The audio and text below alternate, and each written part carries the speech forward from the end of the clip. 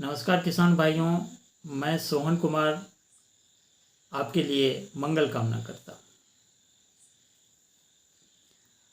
आज चर्चा करेंगे कि जैविक खेती जो हम शुरू करेंगे उसमें खर्चा कितना आएगा।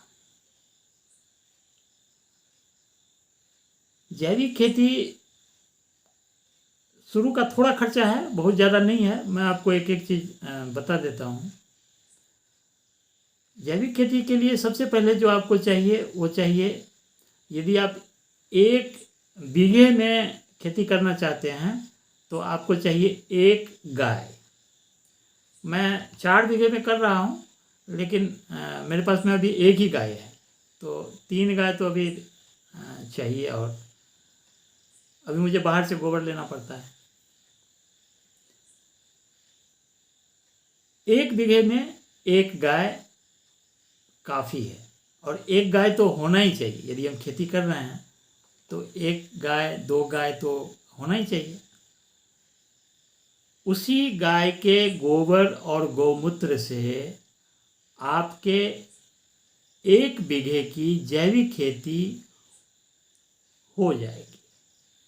इसके अतिरिक्त जो खर्चा है वो शुरू के कुछ खर्चे मैं बता देता हूँ। आपको 5 ड्रम खरीदना होगा। तो 200 लीटर का जो ड्रम है 1000 रुपये का आता है, तो 5 ड्रम हो गया 5000 रुपया। 5 ड्रम में जो 2 ड्रम है वो है डिकम्पोजर के लिए, 1 ड्रम हो जाएगा जीवामृत के लिए, और 1 ड्रम हो जाएगा माइक्रो न्यूट्रिएंट्स के लिए, और 1 ड्रम हो जाएगा कीटनाशक तरल बनाने के लिए। तो ये 5 ड्रम हो गया, 5000 रुपये हो गया। इसके बाद आपको एक स्प्रे मशीन लेना होगा। स्प्रे मशीन 1500 से लेके 3500 4000 तक आता है। उसमें मैनुअल भी आता है, जो मैनुअल आप स्प्रे कर सकते हैं। बैटरी वाला भी आता है, कई आते हैं, आप अपनी सुविधा से ले सकते हैं। स्प्रे भी करना है तो एक स्प्रे वाला मशीन भी चाहिए। तो हम उसका एवरेज पकड़ लेते हैं 2500। इसके बाद कुछ नल लेना है, कुछ पाइप लेना है, मग लेना है, बाल्टी लेना है, एक भगोना लेना है जिसमें आपको जो इसको गर्म करने के लिए जो कीटनाशक जो बनाएंगे उसको उबालने के लिए एक भगोना लेना है।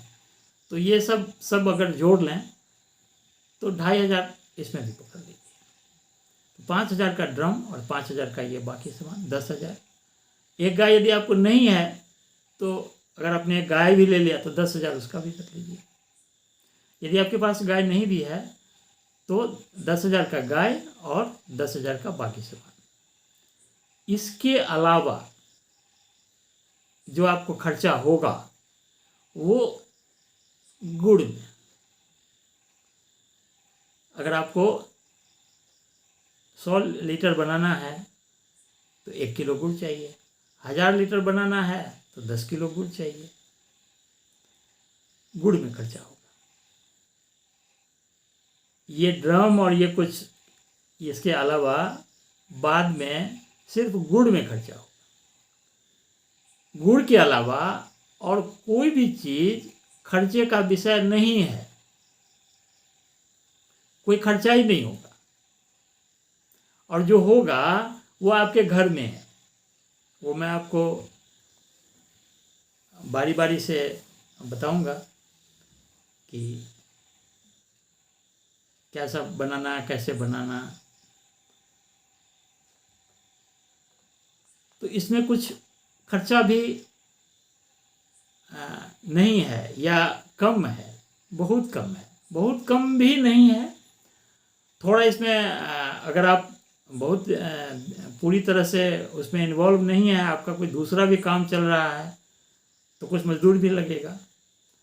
लेकिन मैं ये बताता हूँ कि आप जो खाद डालते हैं वो उसमें अगर आप 100 रुपया का खर्चा है तो इसमें 75 रुपया खर्चा होगा। और इसका जो उत्पाद होगा, अच्छा बचत कैसे होगा? साल भर के बाद में सारी दवाइयाँ घर की बंद हो जाएंगी, सब लोग स्वस्थ हो जाएंगे। जो घर के बच्चे हैं, छोटे बच्चे हैं, वो कभी बीमार नहीं होंगे। पहले लोग बीमार होते थे, बीमार तो अभी हम लोग हो रहे हैं जो ये खा रहे हैं तो जहरीला। और ये जो ऑर्गेनिक फसल है, मैं आपको एक बात और बता देता हूँ कि ये अभी जो ऑर्गेनिक के नाम पे बहुत गोरख धंधा भी चल रहा है। मैं एक अपनी बात बताता हूँ। मैं हिम्मतनगर में यहाँ से मतलब कि सितंबर से लेके और दिसंबर तक, नौकरी छोड़ने से ठीक पहले तक मैं हिम्मतनगर में एक छोटा सा प्रोजेक्ट था, वहाँ पे था। छोटे दिन का काम था, मैं अकेला ही था, तो मैं एक मित्र के यहाँ रुकता था। और चूँकि मैं आने वाला था तो मैं कहीं भी अगर कुछ कृषि से संबंधित सेमिनार होता था तो मैं जाता था। लेकिन वो कृषि सेमिनार का मतलब वो टिकट वाले में नहीं, राजनीति वाले में नहीं, जहाँ ऑर्गेनिक खेती और जहाँ किसान की जो ऑर्गेनिक ढंग से कर रहे हैं उस तरह के मीटिंग में जाता था। तो वहाँ पे मुझे एक सज्जन मिले, तो मैं जहाँ पे रुकता था वो लोग भी ऑर्गेनिक खाते थे खरीद के। हाँ, अच्छा, ऑर्गेनिक का जो कीमत है बाज़ारों में वो समझिए कि 3-4 गुना ज़्यादा है। और वहाँ जो किसान का सेमिनार था तो वो सारे किसान क्या थे कि मतलब कि आपस में एक व्हाट्सएप ग्रुप था। अब सब लोग तो ये नहीं है कि सब चीज़ उगा सकता है। कोई चावल उगा रहा है, कोई दाल उगा रहा है, कोई चना, कोई मूंग, कोई गन्ना, कोई कुछ भी। और वो लोग आपस में ही खरीद लेते थे एक दूसरे का। विश्वस्त लोग थे, मीटिंग अपने लोग थे, एक कमिटी थी। तो मैं उनको पूछा कि अभी आपके पास में, और मैं भी ऑर्गेनिक ही खाता हूँ। तो बोला कि आप बाहर से लेके खाते हैं? बोला हाँ, मैं तो ऑर्गेनिक बाहर से ही लेता हूँ। तो बोला कि आप मेरे पास में भी चना है और 1 किलो चना मैं आपको मुफ्त दे दूँगा। उन्होंने अपने घर पे मुझे बुलाया और उन्होंने एक प्रयोग करने के लिए बोला कि आप जो ऑर्गेनिक चना खरीद के लाए हैं उसको और इसको दोनों को एक ही कटोरा में एक ही मात्रा में डाल के, पानी भी बराबर मात्रा में डाल दीजिए और सुबह दोनों को चेक कर लीजिए। तो मैं जो वहाँ पे, मैं तो अपने मित्र के यहाँ होता था, तो उस पर मैं देखा कि वो जो ऑर्गेनिक चना का जो डब्बा था जो मुझे सुबह सुबह खाने को मिलता था, उसका कीमत था 280 रुपये किलो। और उसकी तो पैकिंग समझिए कि जैसे शादी में गिफ्ट दिया जाता है उस तरह का था। अब कंपनी मुझे ध्यान में नहीं है। और ये था 80 रुपये किलो, 280, 80। अच्छा, जब मैं दोनों को देखा तो जो वो गिफ्ट वाला पैकेट में जो था तो वो बड़े बड़े दाने, अच्छे देखने में, बड़े अच्छे, बड़े भी। और ये जो चना था ये छोटा था, थोड़ा काला भी था। फिर मैं दोनों को पानी में डाल दिया और सुबह को